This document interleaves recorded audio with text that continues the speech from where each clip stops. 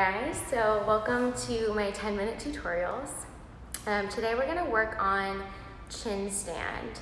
So there's a lot of things that go into chin stand. It can be strength, flexibility, coordination, getting everything to kind of move all at once. So there's a lot of moving pieces here. So before we get started, I want you to think back to physics.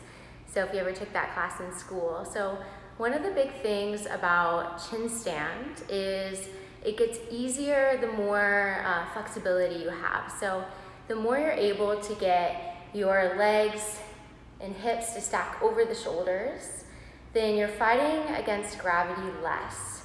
So if your spinal flexibility is about here, you're gonna have to work a lot harder to keep the legs in the air because you're working against gravity. Also sort of thinking back to physics is anytime you're doing a pose like headstand or chin stand, anything that involves the neck or your cervical spine, you really want to take out anything that involves acceleration or velocity, anything that really invokes kicking or hopping because it's really dangerous for the neck. So today we're going to start by going over some things that we can do to strengthen the extensor muscles of the spine and increase some flexibility, and then I'm going to break down chin stand with blocks and how to do it with a wall. So we'll go ahead and get started.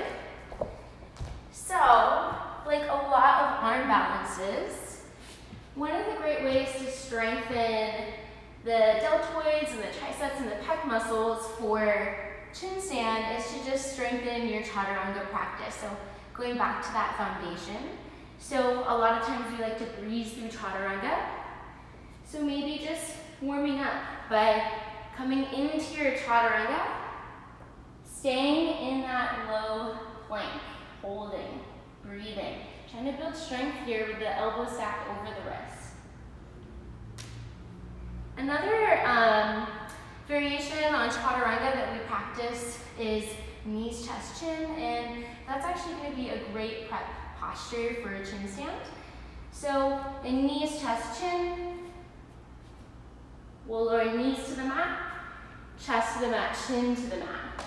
Now just maybe hanging out here. And then if you want to work on an exercise that'll help you prepare for chin stand, maybe just working on lifting one leg and taking little pulses here. And then switching sides, so lifting the other leg and doing little pulses.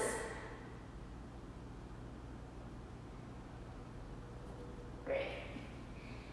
Working on flexibility, puppy dog pose is a great posture to help prepare. So puppy dog, you're going to keep your hips over your knees. And you're going to start to walk the arms forward in space.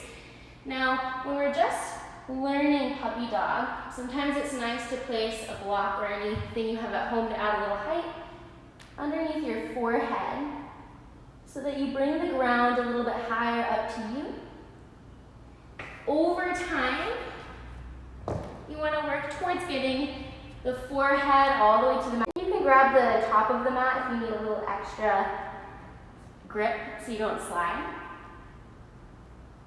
And then while I'm in the shape, I'm still rolling my armpits in to face each other and the eyes and the elbows up. So I'm externally wrapping through the shoulders. And the infraspinatus muscle here helps with that, and it's really important to chin stand. Now, if you eventually can get the chest down on the mat, then you'll bring your chin down and gaze forward. And you'll just work on holding here comfortably. Now, as you progress, you can take an extended puppy dog pose. So you'll tuck the toes and lift the knees. This one's a very deep stretch. Don't try this unless you have the chest down on the mat and the chin down and the gaze forward.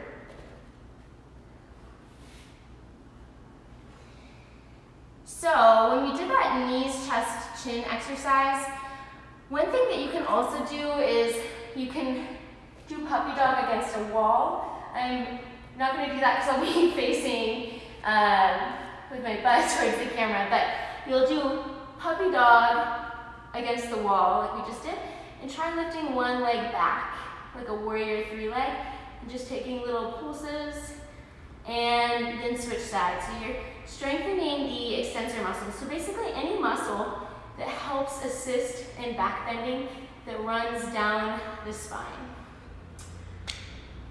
So, I'm trying to think of other exercises I might have missed.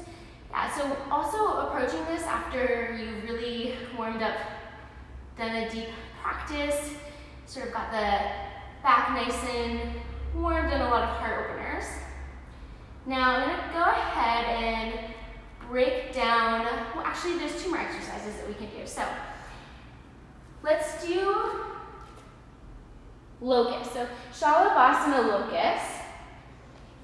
Traditionally we're lifting both the chest and the legs, and that's a great one to start. One variation that sometimes you see like in a Bikram yoga practice is having the hands face down, and they'll even go as far as to roll the palms face down underneath you, pinky fingers touch, and then you'll work on just lifting one leg at a time.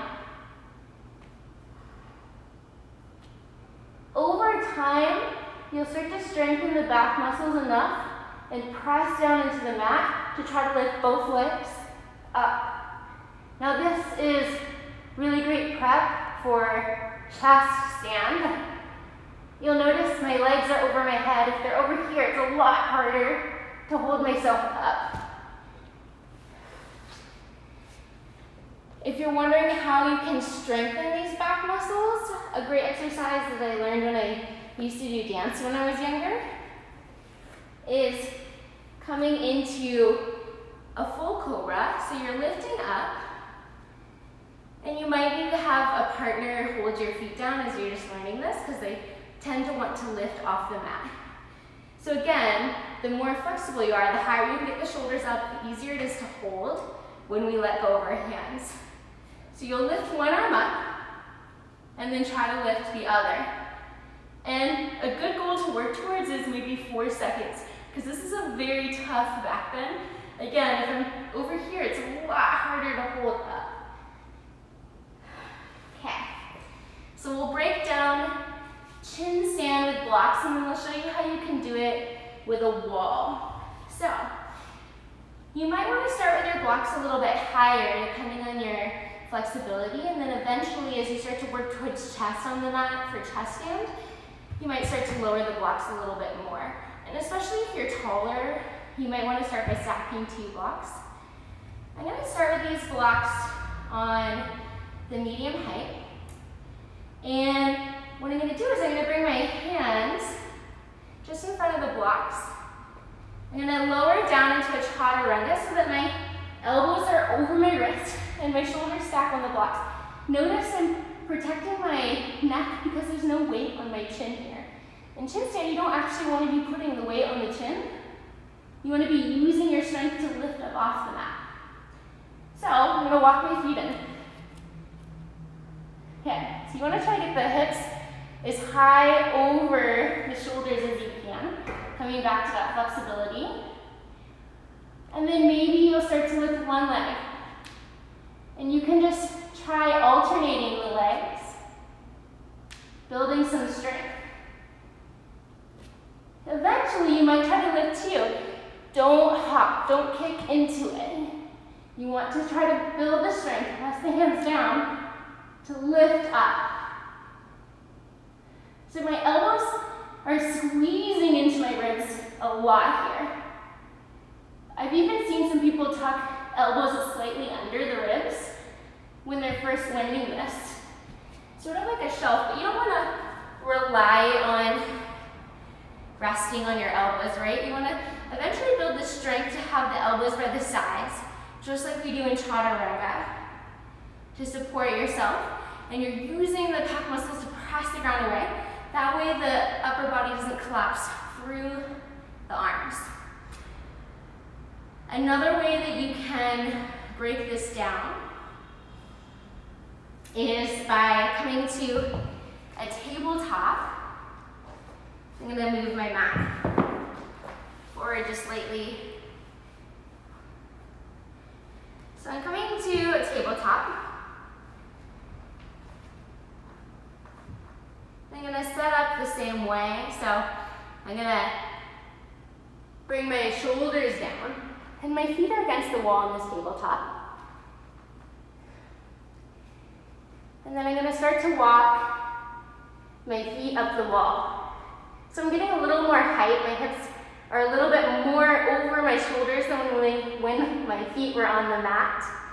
And then from there, you might try lifting one leg and then the other, and this helps so that you don't have to kick. You're a little bit higher, it's easier to lift both legs. Okay, so a lot of us have seen the scorpion variation where you bring your toes to your head. I wouldn't recommend doing a scorpion variation until you feel very solid in your chin stand practice. You don't want to roll over your face. It happened to me once, like 6 years ago, and it was not fun. I bruised my nose. Fortunately, that was the worst of it. But you want to just make sure that even if you feel really close, you want to take your time and just be patient with this posture so that you don't injure anything and you can keep practicing. Now, I don't usually even do scorpion legs unless I'm doing chest stand. So I feel like I'm taking my neck out of the equation and reducing the risk of injury. Chest stand is something that happens as you get more flexible. And sort of like that puppy dog variation, it's different. It's the difference between being here and getting the chest all the way down on the mat here. So in chest stand,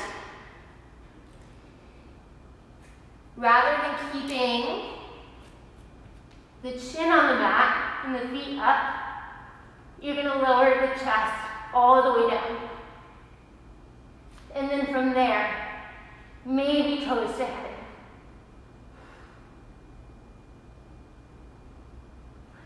And we try to come out with as much, it's hard to talk like that, with as much control as possible. Now, since we're doing a lot of deep back bending, it's important to make sure to do some spinal twists after you practice. Just sort of rinse out the spine. You don't want to go right away into deep forward folds. That can kind of shock or overwhelm the system. So just level out some twists. So again, just to recap, this pose requires strengthening the chest, triceps, deltoids, infraspinatus, that external rotating muscle. So work on your chaturangas, build that arm balance strength so you can support the posture. And then you want to strengthen the muscles that cause the back to bend, so the extensor muscles of the spine. So do a lot of belly down prone exercises like cobras, locusts. And then, keep working on your heart opening flexibility. So as we get into these more advanced postures, sometimes it just comes back to practicing the very foundational things over and over again, and then returning to trying these things. And as you start to strengthen all the little pieces, when you reapproach bringing them all together, you might notice a bigger difference than just trying the more advanced posture over and over and over again. So always come back to that foundational practice. Patience.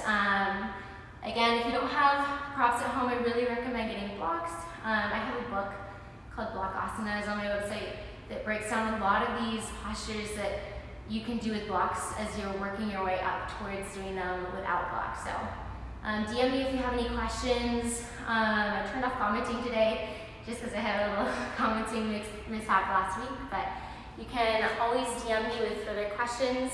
I know these 10-minute tutorials are brief. Oh gosh, 14-minute tutorials. My bad. I hope everyone has a great day.